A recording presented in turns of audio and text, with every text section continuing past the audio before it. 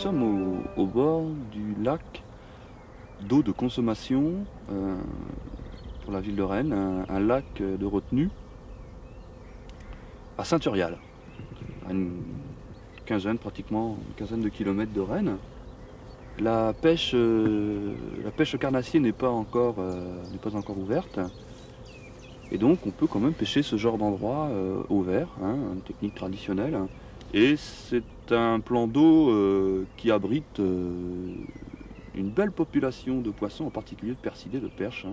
Donc je viens tenter ma chance. Ce lac de barrage breton, construit dans les années 70, long de 7 km, peut atteindre par endroits 50 mètres de profondeur. D'une superficie d'environ 200 hectares, il abrite une belle diversité de poissons carnassiers. Avant l'ouverture du brochet, Stéphane Froget vient pêcher la perche au verre. Pour cela, il dispose d'un matériel léger. Qui s'arrête à des verres, bien évidemment, verres de terre, un moulinet et une boîte dans laquelle il y a tout le petit matériel dont j'aurai besoin. Voilà. D'abord la canne. Alors en fait c'est une canne dite à verron manié pour pêcher la truite. Donc c'est une canne 3 brins, qui fait 3 mètres de longueur et qui a une puissance d'environ 15-20 grammes. Donc on va pouvoir utiliser un fil de 18 centièmes qui est sur ce moulinet.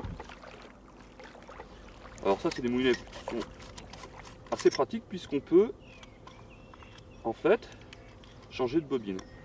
Je mettrai bien évidemment un bas de ligne d'une résistance moindre, un 16 centièmes, au cas où il y a un accroc, et quand je vais tirer pour faire casser le fil, ce sera le bas de ligne qui cassera et je ne perdrai pas tout mon montage.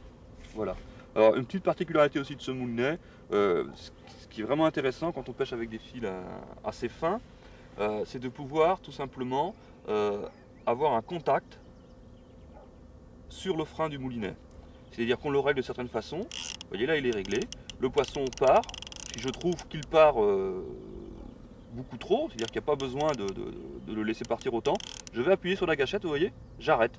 Et là si je vois qu'il part en bout, hop, je laisse repartir. Et ça c'est vraiment un moulinet très très pratique quand on pêche avec des fils fins. Alors on va le monter sur la canne. Alors une canne de 3 mètres parce que on a des montages qui demandent quand même des cannes 3 mètres, pas en dessous en tout cas. Voilà, bon, on va passer le fil dans les anneaux maintenant.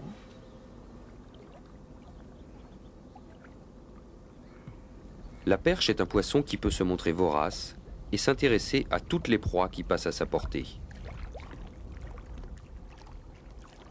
Les petits poissons occupent une place de choix dans son alimentation, mais vers ou larves aquatiques figurent également à son menu et constituent d'excellents appâts. Donc on va commencer par mettre une petite bille en caoutchouc, le flotteur. Donc là je vais commencer avec un 3 grammes. Alors c'est bien parce que puisqu'on utilise un 18 centièmes, on peut lancer un montage de 3 grammes relativement loin.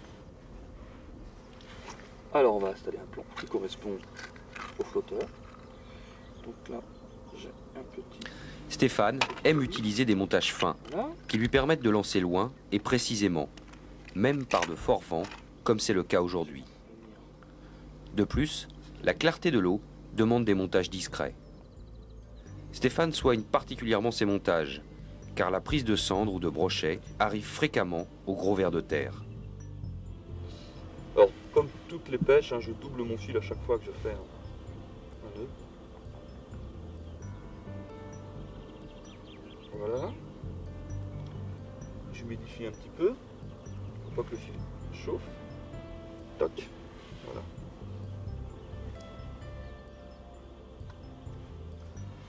Voilà. Stéphane utilise des hameçons forts de fer, non pas pour leur résistance, mais parce qu'ils lestent le verre.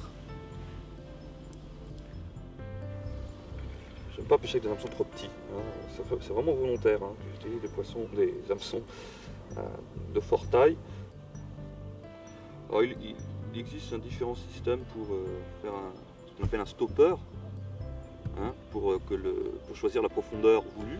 Alors là, je vais faire un petit nœud avec un fil, donc un petit bout de fil que j'ai coupé.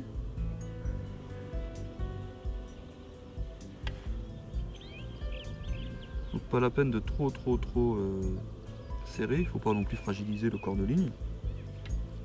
Et après j'en fais plusieurs. Je fais plusieurs nœuds pour en fait épaissir ce qui va être en fait le stopper. Hein. Voilà, encore une fois, parce qu'il faut. C'est la bille qui va venir, la petite bille en caoutchouc. Hein, la petite perle en caoutchouc là, voilà. Vous voyez, alors je vérifie ici. Vous voyez, il faut quand même, pour déplacer, voilà, le forcer un petit peu. Voilà, c'est ce qui va me servir de stopper. Coupe l'excédent, dont j'ai pas besoin. Et ça, ce qui est bien, c'est que ça peut aller, ça peut passer dans le moulinet sans aucun problème, quoi. Vous voyez, la bille va venir, voilà. Vous voyez, la bille, elle vient buter contre ce petit bout de fil, voilà. Et après le flotteur, voilà. Donc après, pour régler ma profondeur, j'agis sur ce petit bout de fil. Regardez, la bille va descendre. Voilà, et elle va s'arrêter là. Et donc automatiquement, le flotteur, lui aussi. Ok ?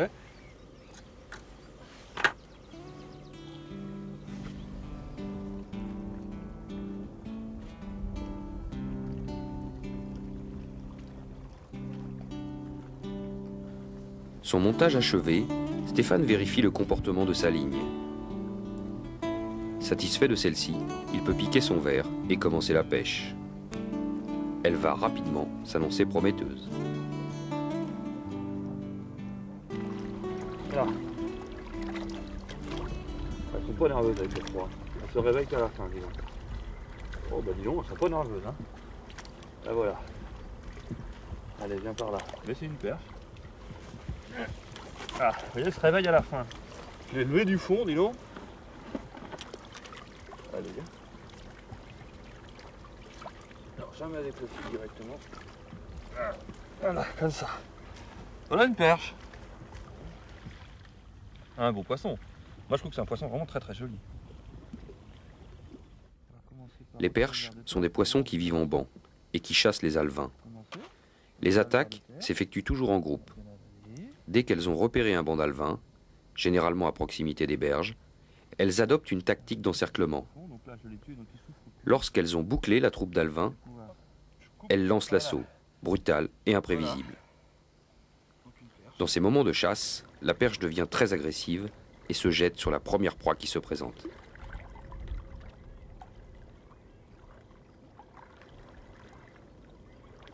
Vous voyez là, hein, par rapport à la taille du poisson, la gueule que ça peut avoir. Voilà, donc ça peut avaler des proies assez volumineuses. Hein. C'est vraiment un poisson qui écarte là, comme ça les ouïes, hein, la mâchoire quand elle chasse les alevins. Elle peut prendre des poissons de assez belle taille. Voilà, donc elle va rejoindre le sac dans lequel j'ai mis un peu d'herbe, hein, pour tapisser le fond du sac. Voilà, en espérant qu'on va en prendre d'autres. Allez, un verre dans le corps, comme ça. Voilà, je le fais ressortir ici. La tenue du verre sur l'hameçon est très importante pour les lancers répétés. Une autre fois, comme ça. Voilà. Voilà comment à peu près j'installe un verre.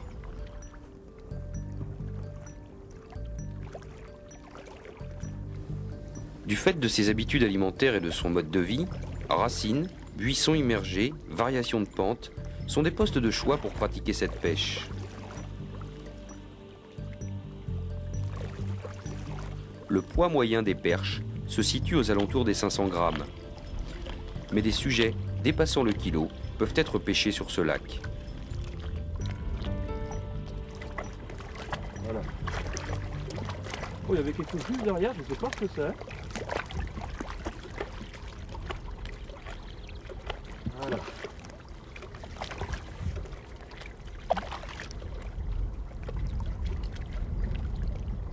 Il y en a l'autre juste derrière, vous la voyez? J'ai une perche qui est juste derrière, du même format. Je vais essayer de la faire aussi.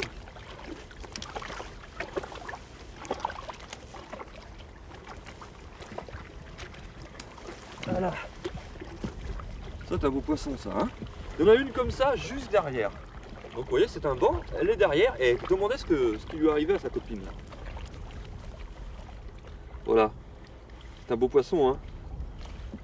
Et là, l'épine dorsale, hein. Ça pique. Hein.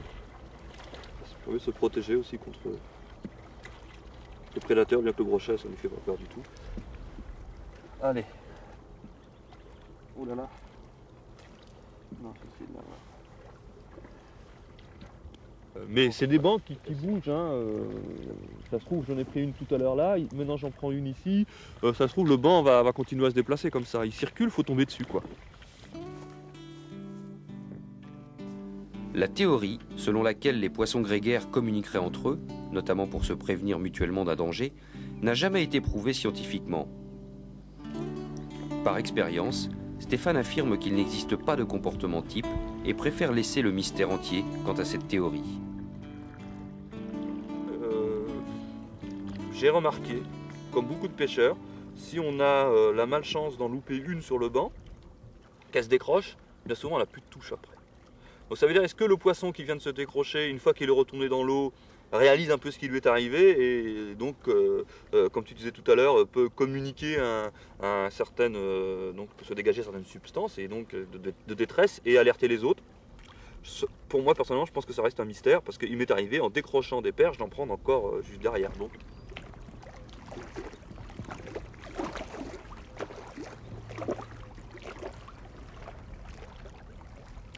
Quoi qu'il en soit, le problème ne se pose pas pour Stéphane aujourd'hui. Il ne remet pas le poisson à l'eau et le garde pour dîner. Je crois que le no-kill absolu, c'est le complexe du pêcheur d'être prédateur. C'est-à-dire on fait une pêche propre, on remet tout à l'eau. Moi je trouve qu'on s'éloigne encore plus des réalités. Un pêcheur est un prédateur en puissance, on est là pour pêcher, oui c'est vrai. On prend du poisson pour le plaisir de le pêcher, mais aussi le plaisir de se l'offrir à table. Et c'est bon, on est un prédateur.